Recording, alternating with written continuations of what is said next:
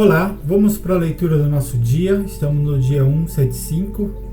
As escrituras do dia hoje são 2 Reis, capítulo 6, do versículo 1 ao capítulo 7, versículo 20. Em seguida vamos ler Atos, capítulo 15, versículo 36 ao capítulo 16, versículo 15. Depois vamos ler Salmo 142, versículo 1 ao 7. E por último vamos ler Provérbios, capítulo 17, versículo 24 ao 25. Vamos dar início à nossa leitura, 2 Reis, capítulo 6, versículo 1. Eliseu faz flutuar um machado. Os discípulos dos profetas disseram a Eliseu: Eis que o lugar em que moramos com você é pequeno demais para nós. Vamos até o Jordão, tomemos de lá cada um de nós uma viga e construamos um lugar para morar. Ele respondeu: Vão. Mas um deles disse: Tenha a bondade de ir com esses seus servos. Eliseu disse: Eu irei. E foi com eles. Quando chegaram ao Jordão, cortaram madeira. Aconteceu que enquanto um deles derrubava um tronco, o machado caiu na água. Ele gritou: Ai, meu senhor! O machado era emprestado. O homem de Deus perguntou: Onde caiu? Ele mostrou-lhe o lugar. Então Eliseu cortou um galho, jogou-o na água naquele lugar e fez o ferro flutuar. Então disse: Pegue-o. O homem estendeu a mão e o pegou. A ação de Eliseu na guerra contra os sírios. O rei da Síria estava em guerra contra Israel, e em conselho com seus oficiais disse: Em tal e tal lugar estará o meu acampamento. Mas o homem de Deus mandou dizer ao rei de Israel: Evite passar por tal lugar, porque os sírios estão descendo para ali. O rei de Israel enviou tropas ao lugar de onde o homem de Deus lhe havia falado e de que o tinha avisado, e assim se salvou mais do que uma ou duas vezes. O rei da Síria ficou angustiado com este incidente, então chamou seus servos e perguntou: Vocês não vão me dizer quem dos nossos está do lado do rei de Israel? Um dos servos respondeu: Ninguém, ó rei, meu senhor. Mas o profeta Eliseu, que está em Israel, conta ao rei de Israel as palavras que o Senhor fala no seu quarto de dormir.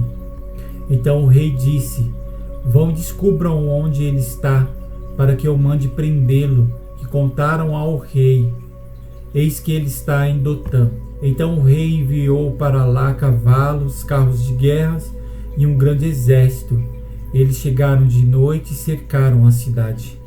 O servo do homem de Deus levantou-se bem cedo, e ao sair, eis que tropas, cavalos e carros de guerra haviam cercado a cidade.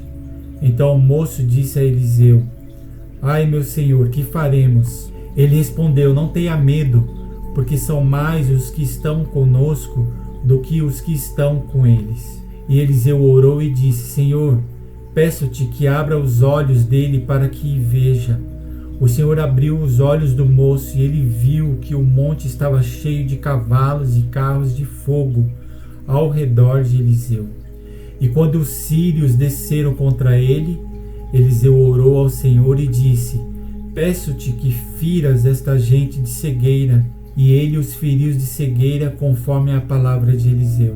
Então Eliseu lhes disse: Não é este o caminho, nem esta cidade, sigam-me, e eu os guiarei ao homem que vocês estão procurando. E os guiou à cidade de Samaria. Quando eles chegaram a Samaria, Eliseu disse: Ó Senhor, abre os olhos destes homens para que vejam. E o Senhor abriu os olhos deles e viram, e eis que estavam dentro de Samaria. Quando o rei de Israel os viu, perguntou a Eliseu: Meu pai, devo matá-los? Ele respondeu: Não os mate. Você mataria aqueles que fizesse prisioneiros com a sua espada e o seu arco?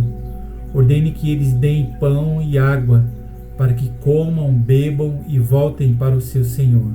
Então o rei ofereceu-lhes um grande banquete, e comeram e beberam.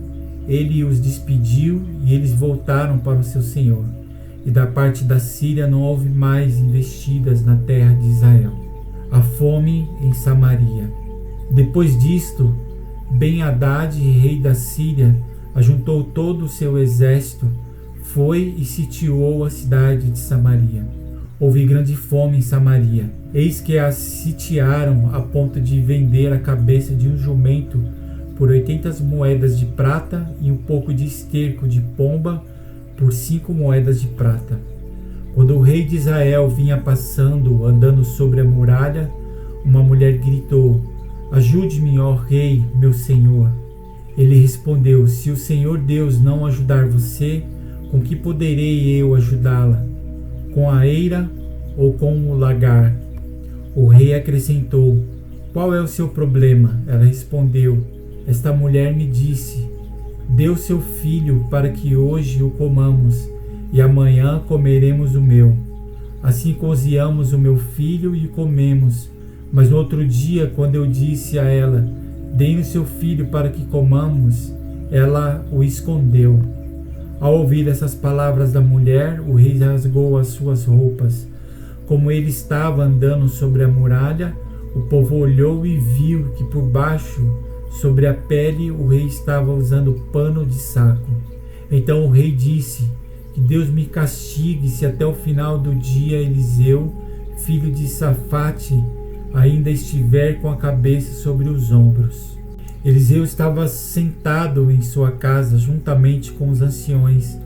O rei enviou um homem à sua frente, mas antes que o mensageiro chegasse, Eliseu disse aos anciões: "Vocês estão vendo como aquele filho de um assassino mandou alguém para cortar a minha cabeça?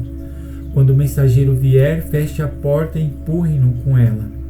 Não é fato que logo depois dele se ouvirá o barulho dos passos de seu senhor?" Enquanto Eliseu ainda falava com ele, chegou o rei, que disse: "Eis que este mal vem do Senhor Deus. Que mais poderei eu esperar do Senhor?" Então Eliseu disse: "Ouçam a palavra do Senhor. Assim diz o Senhor: amanhã, a esta hora, mais ou menos, junto ao portão de Samaria, uma medida da melhor farinha será vendida por 1 moeda de prata, e 2 medidas de cevada serão vendidas por 1 moeda de prata." Porém o capitão, em cujo braço o rei se apoiava, respondeu ao homem de Deus: "Mesmo que o Senhor Deus fizesse janelas no céu, será que isso poderia acontecer?" O profeta respondeu: "Eis que você verá isso com os seus próprios olhos, mas não comerá disso." O exército dos sírios foge. 4 homens leprosos estavam à entrada do portão da cidade. Eles disseram uns aos outros: "Para que vamos ficar aqui sentados até morrer? Se decidirmos entrar na cidade, há fome na cidade, e morreremos lá. Se ficarmos sentados aqui, também morreremos. Vamos então para o arraial dos sírios e nos entreguemos a eles. Se nos deixarem viver, viveremos. Se nos matarem, apenas morreremos." Ao anoitecer, eles se levantaram para ir até o arraial dos sírios. Quando chegaram às mediações do arraial, eis que lá não havia ninguém, porque o Senhor tinha feito com que o arraial dos sírios se ouvisse um ruído de carros de guerra e de cavalos e o ruído de um grande exército, de maneira que disseram uns aos outros: "Eis que o rei de Israel contratou os reis de Heteus e os reis dos egípcios para virem contra nós." Por isso, ao anoitecer, eles se levantaram e fugiram, abandonando as suas tendas, os seus cavalos e os seus jumentos, e deixando o arraial como estava, fugiram para salvar a sua vida. Assim, quando aqueles leprosos chegaram às imediações do arraial, entraram numa tenda, comeram e beberam. Depois levaram dali prata, ouro e roupas. Então se foram e esconderam tudo. Voltaram, entraram em outra tenda e dali também levaram o que havia e esconderam. Então disseram uns aos outros: "Não é certo o que estamos fazendo. Este dia é um dia de boas novas e nós nos calamos. Se esperarmos até a luz da manhã, seremos tidos por culpados. Vamos agora mesmo anunciar isto no palácio real." Assim eles foram e gritaram para os porteiros da cidade, anunciando o seguinte: Fomos ao arraial dos sírios e lá não vimos nem ouvimos ninguém. Encontramos apenas os cavalos, os jumentos amarrados e as tendas como estavam. Então os porteiros gritaram, fizeram anunciar a notícia no interior do palácio. O rei se levantou de noite e disse aos seus servos: Deixe que eu explique a vocês o que os sírios nos fizeram. Eles sabem que nós estamos famintos. Por isso saíram do arraial e se esconderam no campo, pensando assim: quando eles saírem da cidade, nós os apanharemos vivos e entraremos na cidade. Então um dos servos do rei tomou a palavra e disse: Vamos enviar alguns homens com 5 dos cavalos que ainda restam na cidade e ver o que acontece. Se morrerem, apenas terão a mesma sorte da multidão dos israelitas que já morreram. Assim pegaram 2 carros de guerra com cavalos, e o rei enviou os homens atrás dos exércitos dos sírios, dizendo: Vão ver o que está acontecendo. Eles foram atrás dos sírios até o Jordão, e eis que todo o caminho estava cheio de roupas e de armas dos sírios. Na sua pressa tinham jogado fora. Os mensageiros voltaram e anunciaram isto ao rei. Então o povo saiu e saqueou o arraial dos sírios. E assim uma medida da melhor farinha era vendida por 1 moeda de prata, e 2 medidas de cevada por 1 moeda de prata, segundo a palavra do Senhor. O capitão em cujo braço o rei tinha se apoiado foi encarregado pelo rei de guardar o portão da cidade, mas o povo o atropelou junto ao portão e ele morreu, como o homem de Deus tinha dito quando o rei foi falar com ele. Assim se cumpriu o que o homem de Deus tinha falado ao rei. Amanhã, a estas horas mais ou menos, junto ao portão de Samaria, 2 medidas de cevada serão vendidas por 1 moeda de prata, e 1 medida da melhor farinha será vendida por 1 moeda de prata. Aquele capitão havia respondido ao homem de Deus: Mesmo que o Senhor Deus fizesse janelas no céu, será que isso poderia acontecer segundo essa palavra? Ao que o profeta havia respondido: Eis que você verá isso com os seus próprios olhos, mas não comerá disso. E assim aconteceu com ele, porque o povo o atropelou junto ao portão, e ele morreu. Agora vamos ler Atos capítulo 15, versículo 36 ao capítulo 16, versículo 15. A segunda viagem missionária. Paulo e Barnabé se separam. Alguns dias depois, Paulo disse a Barnabé: Vamos voltar e visitar os irmãos em todas as cidades nas quais anunciamos a palavra do Senhor, para ver como estão. Barnabé queria levar também João, chamado Marcos. Mas Paulo não achava justo levar aquele que tinha se afastado deles desde a Panfilha, não os acompanhando no trabalho. Houve tal desavença entre eles que vieram a separar-se.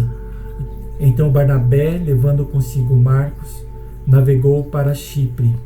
Mas Paulo, tendo escolhido Silas, partiu encomendado pelos irmãos à graça do Senhor. E passou pela Síria e Cilícia, fortalecendo as igrejas. Paulo leva Timóteo consigo. Paulo chegou também a Derbe e a Listra. Havia um discípulo chamado Timóteo, filho de uma judia, crente, mas de pai grego. Os irmãos em Listra e Icônio davam bom testemunho dele. Paulo queria que Timóteo fosse em sua companhia, e por isso circuncidou-o por causa dos judeus daqueles lugares, pois todos sabiam que o pai dele era grego. Ao passar pelas cidades, entregavam aos irmãos as decisões tomadas pelos apóstolos e presbíteros de Jerusalém, para que os observassem. Assim, as igrejas eram fortalecidas na fé e dia a dia aumentavam em número. A visão de Troade.